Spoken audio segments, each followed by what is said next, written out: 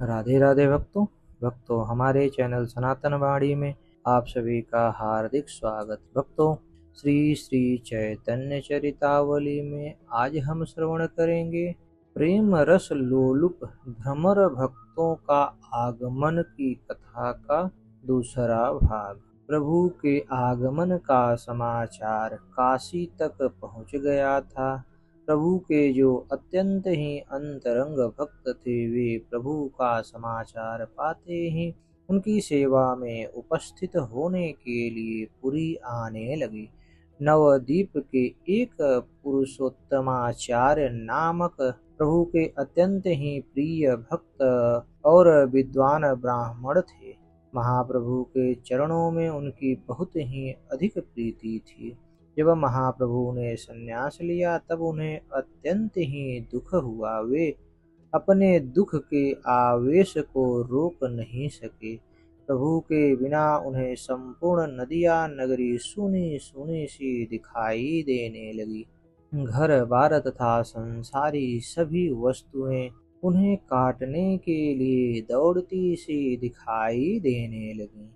वे प्रभु के वियोग से दुखी होकर श्री काशी धाम में चले गए और वहां पर स्वामी चैतन्यानंद जी महाराज से उन्होंने संन्यास की दीक्षा ले ली। इनके गुरु ने इनका संन्यास का नाम रखा स्वरूप। प्रभु ने उसमें पीछे से दामोदर और मिला दिया था, इसलिए भक्तों में स्वरूप दामोदर के नाम से इनकी ख्याति है।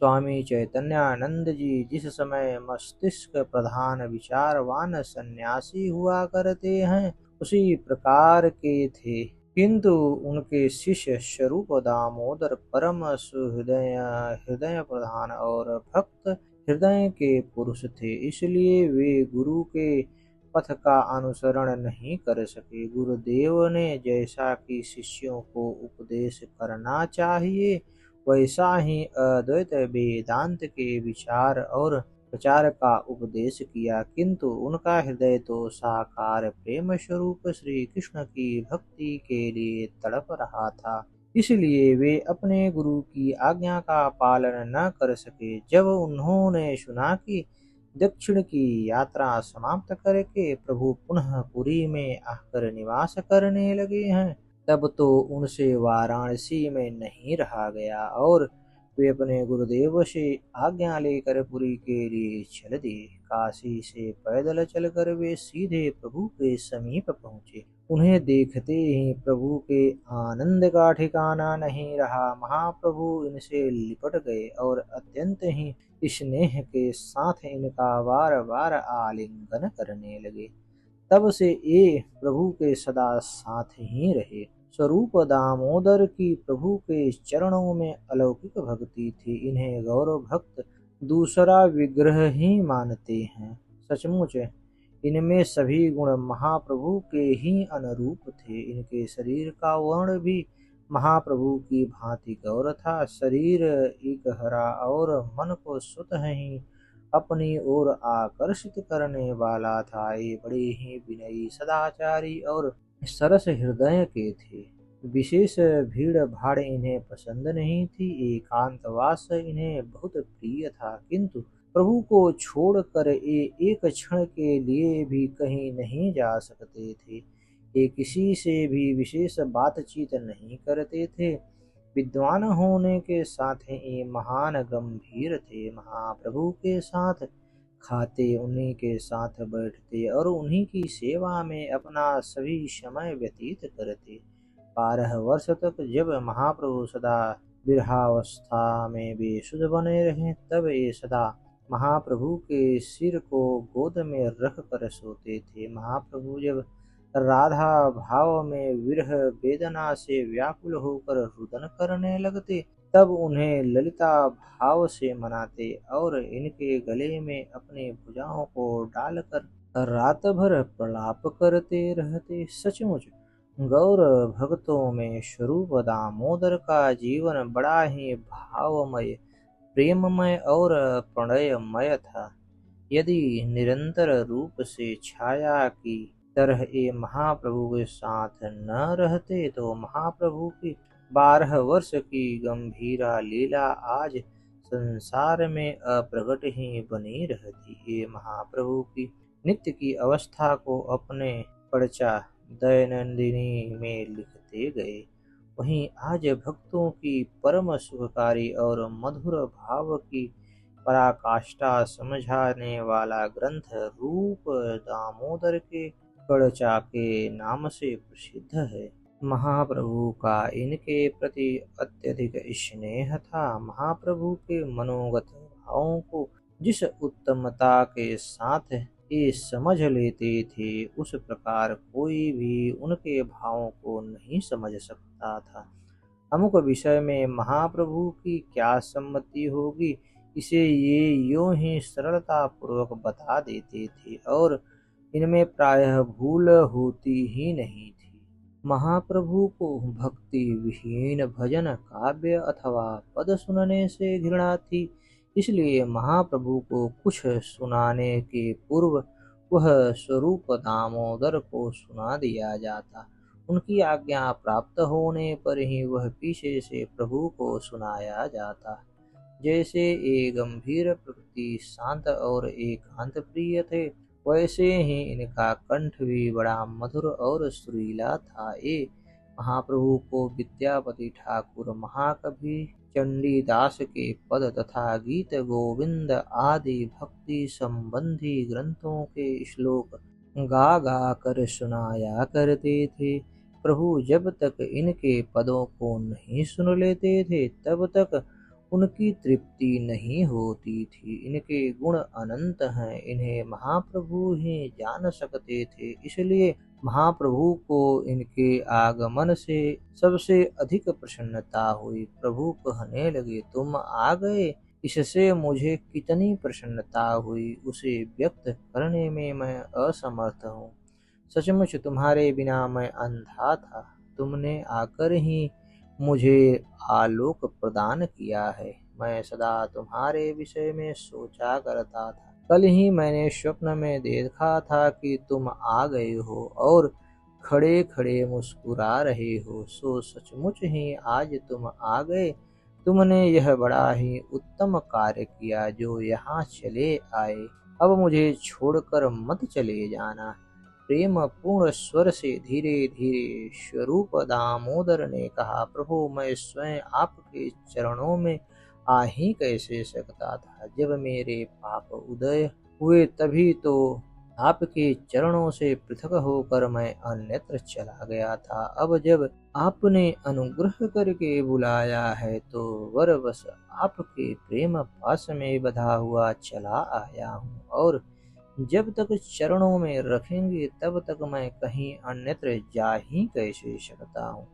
यह कहकर स्वरूप प्रभु के चरणों में गिर पड़े। महाप्रभु उन्हें उठाकर उनकी पीठ पर धीरे धीरे हाथ फेरने लगे। उस दिन से स्वरूप दामोदर सदा प्रभु के समीप ही बने रहे। एक दिन एक सरल से पुरुष ने आकर प्रभु के चरणों में प्रणाम किया और वह हट कर हाथ जोड़े हुए खड़ा हो गया।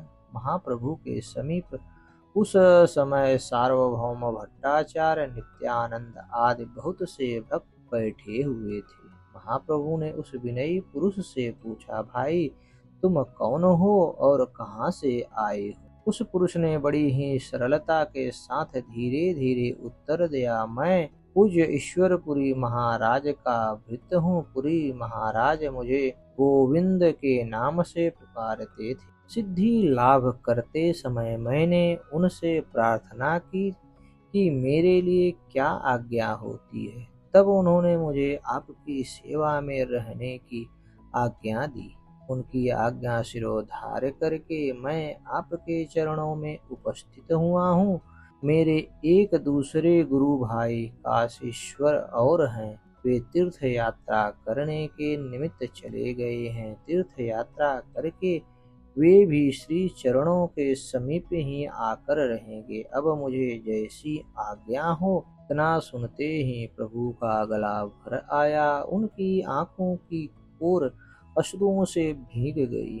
पुरी महाराज के प्रेम का स्मरण करते वे कहने लगे, पुरी महाराज का मेरे ऊपर सदा वात्सल्य स्नेह रहा है। यद्यपि मुझे मंत्र दीक्षा देकर न जाने वे कहाँ चले गए, तब से उनके फिर मुझे दर्शन ही नहीं हुए। फिर भी वे मुझे भूले नहीं, मेरा स्मरण उन्हें अंत तक बना रहा। आहा, अंत समय में उन महापुरुष ने मेरा स्मरण किया, इससे अधिक मेरे ऊपर उनकी और कृपा हो ही क्या सकती है। मैं अपने भाग्य की कहाँ तक प्रशंसा करूं, मैं अपने सौभाग्य की किस प्रकार सराहना करूं, जो अंतर्यामी गुरुदेव ने शरीर त्यागते समय भी अपनी वाणी से मेरा नामोच्चारण किया। सार्वभौम महाशय, आप ही मुझे सम्मति दें कि मैं इनके बारे में क्या करूं। ये मेरे गुरु महाराज के सेवक रहे हैं, इसलिए मेरे भी पूज्य हैं। इनसे मैं अपने शरीर की सेवा कैसे करवा सकता हूँ, और यदि इन्हें अपने समीप नहीं रखता हूँ तो गुरु आज्ञा का भंग होगा, उल्लंघन होगा। अब आप ही बताइए, मुझे ऐसी दशा में क्या करना चाहिए। सार्वभौम ने कहा, प्रभु, गुरुराज्ञा गरीयसी, गुरु की आज्ञा ही श्रेष्ठ है। गोविंद सुशील हैं, नम्र हैं, आपके चरणों में इनका स्वाभाविक अनुराग है। सेवा कार्य में ये प्रवीण हैं, इसलिए इन्हें अपने शरीर की सेवा का अप्राप्य सुख प्रदान करके अपने गुरु महाराज की भी इच्छा पूर्त कीजिए और इन्हें भी आनंद दीजिए। भट्टाचार्य के इस सम्मति को प्रभु ने स्वीकार कर लिया और गोविंद को अपने शरीर की सेवा का कार्य सौंपा। उसी दिन से गोविंद सदा प्रभु की सब प्रकार की सेवा करते रहते थे। वे प्रभु से कभी भी पृथक नहीं हुए। 12 वर्ष तक जब प्रभु को शरीर का बिल्कुल भी होश नहीं रहा, तब गोविंद जिस प्रकार माता छोटे पुत्र की सब प्रकार की सेवा करती हैं, उसी प्रकार की सभी सेवा किया करते थे। इनका प्रभु के प्रति वात्सल्य और दास्य दोनों ही प्रकार का स्नेह था। ये सदा प्रभु के पैरों को अपनी छाती पर रख कर सोया करते थे। गौड़ देश से भक्त नाना प्रकार की बढ़िया बढ़िया वस्तुएं प्रभु के लिए बनाकर लाते थे। ये सब गोविंद को ही देते थे और उन्हीं की सिफारिश से वे प्रभु के पास तक पहुंचती थीं। वे सब चीजों को बता बता कर और यह कहते हुए कि अमुक वस्तु अमुक ने भेजी है, प्रभु को आग्रह पूर्वक खिलाते थे।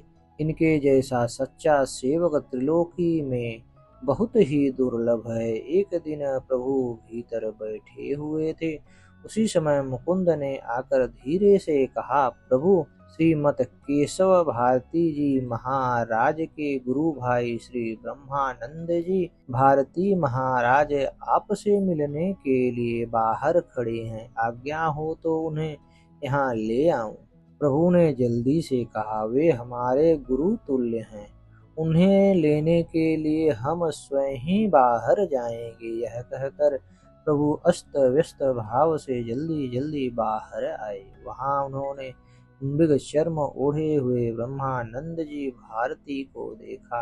महाप्रभु चारों ओर देखते हुए जल्दी जल्दी मुकुंद से पूछने लगे, मुकुंद मुकुंद, भारती महाराज कहाँ हैं? तुम कहते थे भारती महाराज पधारे हैं, जल्दी से मुझे उनके दर्शन कराओ। मुकुंद इस बात को सुनकर आश्चर्यचकित हो गए।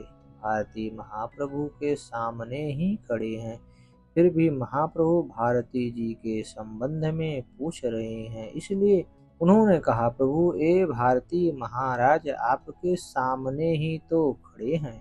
महाप्रभु ने कुछ दृढ़ता के स्वर से कहा, नहीं, कभी नहीं, तुम झूठ कह रहे हो। भला भारतीय महाराज इस प्रकार मृग चर्म ओढ़कर दिखावा कर सकते हैं? प्रभु की इस बात को सुनकर सभी चकित भाव से प्रभु की ओर निहारने लगे। भारती महाराज समझ गए कि प्रभु को मेरा यह मृग चरमांबर रुचिकर प्रतीत नहीं हुआ है, इसलिए उन्होंने उसे उसी समय फेंक दिया। प्रभु ने उसी समय उनके चरणों में प्रणाम किया। वे लज्जित भाव से कहने लगे, आप हमें प्रणाम न करें, आप तो साक्षात ईश्वर हैं। प्रभु ने कहा, आप हमारे गुरु हैं, आपको भी प्रणाम न करेंगे तो और किसे करेंगे, हमारे तो साकार भगवान आप ही हैं। भारती जी ने कहा, विधि निषेध तो साधारण लोगों के लिए है, आपका गुरु हो ही कौन सकता है, आप स्वयं ही जगत के गुरु हैं। इस प्रकार परस्पर एक दूसरे की स्तुति करने लगे। भारती जी वहीं महाप्रभु के समीप ही रहने लगे। प्रभु ने उनकी भिक्षा आदि की भी व्यवस्था कर दी। इसके थोड़े ही दिनों बाद ईश्वरपुरी जी के शिष्य काशीश्वर गोस्वामी भी तीर्थ यात्रा करके महाप्रभु के समीप आ गए। वे शरीर से खूब हृष्ट पुष्ट तथा बलवान थे। प्रभु के प्रति उनका अत्यधिक स्नेह था, उनको भी प्रभु ने अपने ही समीप रखा। इस प्रकार चारों ओर से भक्त आ आकर प्रभु की सेवा में उपस्थित होने लगे। श्री जगन्नाथ के मंदिर में नित्य प्रति हजारों आदमियों की भीड़ लगी रहती है। पर्व के दिनों में तो लोगों को दर्शन मिलने दुर्लभ हो जाते हैं। महाप्रभु जब दर्शनों के लिए जाते थे तब काशीश्वर आगे आगे चलकर भीड़ को हटाते जाते। महाप्रभु ब्रह्मानंद भारती, परमानंदपुरी, नित्यानंद जी, जगदानंद जी, स्वरूप दामोदर तथा अन्य सभी भक्तों को साथ लेकर दर्शनों के लिए जाया करते थे। उस समय की उनकी शोभा अपूर्व ही होती थी। प्रभु अपने संपूर्ण परिकर के मध्य में नृत्य करते हुए बड़े ही सुंदर मालूम होते थे। दर्शनार्थी श्री जगन्नाथ जी के दर्शनों को भूलकर इन्हीं के दर्शन करते रह जाते थे। अस्तु। अब तो हमारी यह कथा आपको कैसी लगी, कृपया कमेंट कर हमें अपना सुझाव दें और हमारे चैनल को ज़्यादा से ज़्यादा सब्सक्राइब करें। धन्यवाद भक्तों।